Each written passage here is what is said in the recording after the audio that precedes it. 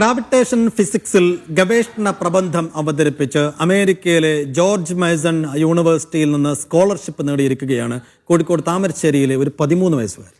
Yes, ആ 13 വയസ്സുകാരന്റെ അപൂർവമായ നേട്ടത്തിലേക്കാണ്. 2ാം class വരെ മാത്രമേ ഈ വിദ്യാർത്ഥി സ്കൂളിൽ പോയിട്ടുള്ളൂ. ഹേബൽ അൻവർ അല്ലെ, അവന്റെ പേര് ഹേബൽ അൻവർ എന്നാണ്. താമരശ്ശേരി വാവാട് സ്വദേശികളായ അൻവർ സഹീദ ദമ്പതികളുടെ മകനാണ്. സ്വയം രൂപകൽപ്പന ചെയ്ത കമ്പ്യൂട്ടറിന്റെ സഹായത്തോടെ ഇന്റർനെറ്റിൽ നിന്ന് പഠിച്ച ഹേബലിന് ജീവിതത്തിൽ കൂട്ടുകാരോ ഫിസിക്സിൽ ഗുരുക്കന്മാരോ ഇല്ല. ഒരു സമയത്ത് മാതാപിതാക്കൾ പഠന വൈകല്യവും ബുദ്ധിക്കുറവും സംശയിച്ച് സ്പെഷ്യൽ എഡ്യൂക്കേറ്ററെയും മനഃശാസ്ത്ര വിദഗ്ധരെയും കാണിച്ചിരുന്ന ഹേബൽ സ്വയം വെട്ടിയ വഴികളിലൂടെ നടന്ന് 10 ലക്ഷം രൂപ സ്കോളർഷിപ്പ് നേടി. ഭൗതികശാസ്ത്ര ലോകത്തിന്റെ നെറുകയിൽ നിൽക്കുമ്പോൾ വിശ്വസിക്കാനാകാതെ മിഴിച്ചു നിൽക്കുകയാണ് മാതാപിതാക്കൾ. അധികം ബുദ്ധിയൊന്നുമില്ല, ക്യൂരിയോസിറ്റി ആണുള്ളത്. 4ാം ക്ലാസ്സിൽ ഉഷാറായിട്ട് പോയില്ല, കാരണം കോവിഡ് കഴിഞ്ഞു. പിന്നെ 1ലും 2ലും പോയാണ്, അത്യാവശ്യം പോയാണ്. ബ്ലാക്ക് ഹോളിൻ്റെ തിയററ്റിക്കൽ എക്സ്പാൻഷനാണ് വൈറ്റ് ഹോള്. അപ്പോൾ ബ്ലാക്ക് ഹോൾ ഇനി കോസ്മോളജിൻ്റെ ഭാഗമാണ്. അപ്പോൾ ഫിസിക്സിൻ്റെ ഭാഗമായിട്ടുള്ളത് നമ്മളെ വൈറ്റ് ഹോളാണ്. കോഴിക്കോട് താമരശ്ശേരിയിലെ വാവാട് ഉള്ള ഒരു അത്ഭുത ബാലനെ തേടിയാണ് നമ്മളിന്ന് വന്നിട്ടുള്ളത്. അബി എന്നാണ് വിളിക്കുന്നത്, ഹേബൽ അല്ലേ?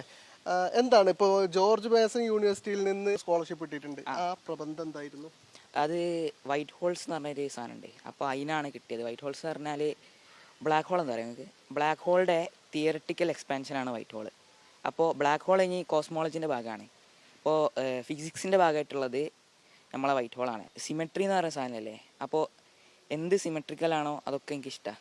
അപ്പോൾ വൈറ്റ് ഹോൾ പറഞ്ഞാൽ സിമെട്രിക്കൽ ആയിട്ടുള്ള സാധനമാണ്. അപ്പോൾ അതുകൊണ്ടാണ് എനിക്ക് ഈ വൈറ്റ് ഹോളിനായിട്ട് ഇൻട്രസ്റ്റ് വന്നത്. സ്കൂളിൽ അൽഹറമി സ്കൂളിൽ പഠിക്കുന്നുണ്ട്, ക്ലാസ്സിൽ പോകുന്നത് വളരെ കുറവാണ് അല്ലേ? എപ്പോഴാണ് ക്ലാസ്സിൽ അവസാനമായിട്ട് പോയത്? 4ാം ക്ലാസ്സിലാണ്. 4ാം ക്ലാസ്സിൽ ഉഷാറായിട്ട് പോയില്ല, കാരണം കോവിഡ് കഴിഞ്ഞു. പിന്നെ 1ലും 2ലും പോയാണ്, അത്യാവശ്യം പോയാണ്. ബാക്കിയൊക്കെ വീട്ടിൽ തന്നെ. ബാക്കിയൊക്കെ എന്താണ് ഒരു പ്രത്യേകത, ഒരു അല്പം പ്രത്യേകത ഉള്ള ആളായിരുന്നല്ലോ? പേടിയായിരുന്നു. അപ്പോൾ ഇവന് ഭയങ്കര ഉസ്വാസം എന്നൊക്കെ പറയില്ലേ, അങ്ങനെയുള്ളൊരു കൂട്ടത്തിലാണ്.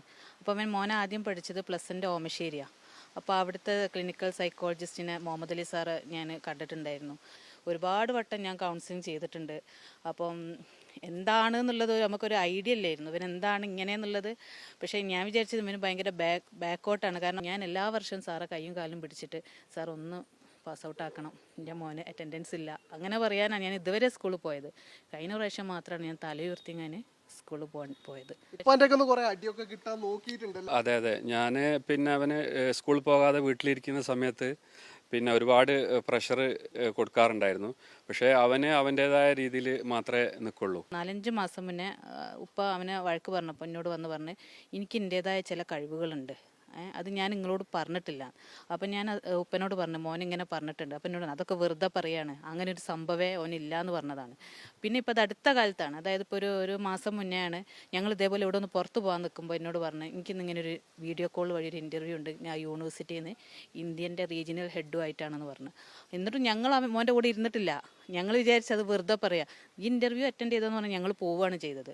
ആ ഇൻ്റർവ്യൂ അറ്റൻഡ് ചെയ്ത് പിന്നെ ഞങ്ങൾ പുറത്തുള്ള സമയത്ത് മോൻ വിളിച്ചു, അമ്മ ഓരിങ്ങനെ സെലക്ട് ചെയ്തിട്ടുണ്ട്, എനിക്കിങ്ങനെ ഗ്രാൻഡ് അനുവദിച്ചിട്ടുണ്ടെന്ന് പറഞ്ഞ് വിളിച്ചു. ഹേബലെ, എങ്ങനെയാണ് ഈ ഒരു സംഗതിയിലേക്കൊക്കെ എത്തുന്നത്? അതായത് ഇപ്പം നമ്മൾ അങ്ങനെ ഉമ്മാക്കും ഉപ്പാക്കും പോലും വിശ്വാസം ഉണ്ടായിരുന്നില്ല, അവസാനം നീ അത് നേടി.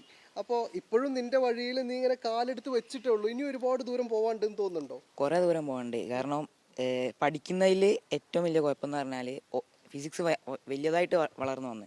അപ്പോൾ നമുക്ക് ചെറിയ കാര്യങ്ങളെ പഠിക്കാൻ പറ്റുള്ളൂ, ഓരോ ആൾക്കും ഓരോ ഫീൽഡാണ് ഉണ്ടാവുക. അപ്പോൾ എൻ്റെ ഫീൽഡ് പറഞ്ഞാൽ ഗ്രാവിറ്റേഷൻ ഫിസിക്സാണ്, ഒബ്സർവേറ്ററിയാണ്. നമുക്ക് നമ്മളെല്ലായിടത്തും ഉണ്ട് ഗ്രാവിറ്റേഷൻ ഫിസിക്സ് പറഞ്ഞാൽ. അപ്പോൾ നമുക്ക് അറിയാൻ പറ്റും. 9ാം ക്ലാസ് പഠിപ്പിക്കുന്ന പറഞ്ഞാൽ ലൈറ്റ് ഒരിക്കലും ബെൻഡാവില്ല എന്നാണ്. പക്ഷേങ്കിൽ ഐൻസ്റ്റൈൻ പറഞ്ഞിട്ട് നമുക്ക് മനസ്സിലായിട്ടുണ്ട് ലൈറ്റ് ബെൻഡാവും. അപ്പോൾ അങ്ങനെയാണ് ഞാനതിനെക്കുറിച്ച് അറിയുന്നത്. ഇപ്പോൾ യൂണിഫൈഡ് ഫീൽഡ് തിയറി പറഞ്ഞാൽ ഫിസിക്സിൽ 4 ഫോഴ്സസ് ഉണ്ട്: electro magnetism, strong nuclear force, weak nuclear force, gravitational force. അപ്പോൾ ഈ 4 യൂണിഫൈ ചെയ്യാനാണ് ഇപ്പോൾ ഫിസിക്സിലെ ഏറ്റവും വലിയ പ്രോബ്ലം. അപ്പോൾ ഞാൻ ഉണ്ടാക്കുന്നത് ഒരു ടെൻസർ എന്ന് പറഞ്ഞ സാധനമുണ്ട്. അത് നമ്മളൊരു മാത്തമാറ്റിക്കൽ ടൂളാണ്. അത് ഉപയോഗിച്ചാൽ നമുക്ക് ഗ്രാവിറ്റി ആയിട്ട് ഈസി ആയിട്ട് ബ്ലെൻഡ് ചെയ്യാം ബാക്കിയുള്ള 3 ഫോഴ്സസ്. ഇവൻ പറയുന്നതൊക്കെ മനസ്സിലാവുന്നുണ്ടോ? പെങ്ങളാണല്ലോ അല്ലേ? എത്ര +1 പറയുന്നതൊക്കെ മനസ്സിലാവുന്നുണ്ടായിരുന്നോ? ഇല്ല, ഒരു അന്തവും ഇല്ല. ഏറ്റവും അവസാനം ഞാൻ അറിഞ്ഞു. അറിഞ്ഞത് ആണോ? രണ്ടുപേരാണല്ലോ ഉള്ളത്. അപ്പോൾ നിന്റെ ബെസ്റ്റ് ഫ്രണ്ട് ആവേണ്ടത് ഇവനാണ്. അങ്ങനെയാണോ ശരിക്കും? അല്ല, ഓൻ്റെ ലോകം എനിക്ക് എൻ്റെ ലോകം കാണലേ ഇല്ല. ഫുൾ ഒറ്റയ്ക്കിരുന്ന് ഓൻ്റെ ഓരോ പരിപാടിയില്ല. ഇനിയിപ്പോ അബിയുടെ ചേച്ചിയാണ് ഞാനെന്ന് പറയേണ്ടി വരുമോ? പറയേണ്ടി വരും. മിക്കവാറും അങ്ങനെ ആയിരിക്കും. അതിൽ ഭയങ്കര സന്തോഷമുണ്ട്. ഓ ഉണ്ട്.